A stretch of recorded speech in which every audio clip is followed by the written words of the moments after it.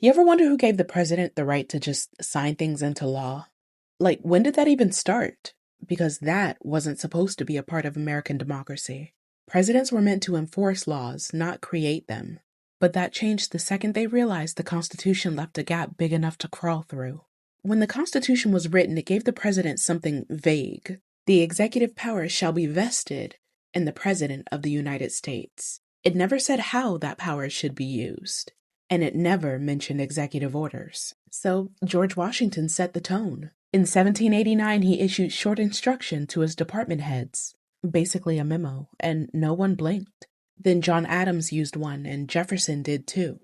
And by the time Andrew Jackson came along, presidents realized that those memos carried weight. They looked like law. And Lincoln proved it. When he issued the Emancipation Proclamation in 1863, it wasn't a law passed by Congress. It was an executive order. And it worked. That moment changed everything. And from then on, presidents knew a signature could move faster than a vote. What started as instructions to the government slowly became commands to the nation. Franklin D. Roosevelt turned it into an art form. More than 3,700 executive orders in 12 years. He used them to build the New Deal, regulate banks, create agencies, even imprison Japanese Americans. It was leadership and overreach all rolled into one. And after him, presidents realized they didn't have to wait on Congress to act. Harry Truman desegregated the military with an executive order. Eisenhower sent troops to enforce integration in Little Rock the same way.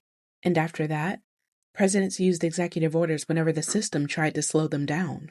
They said it was about efficiency, but efficiency and accountability can't live in the same house. Today, executive orders are how presidents bypass gridlock. Joe Biden signed 162 of them in his first term. Donald Trump, in his second, has already passed this year alone. Different parties, same tool. And here's the truth, they're not all bad, right? Some expand rights, some protect the planet, but every time a president uses one to go around Congress, it chips away at what's supposed to make this country a democracy. Because an executive order doesn't need debate. It doesn't need votes. It just needs ink.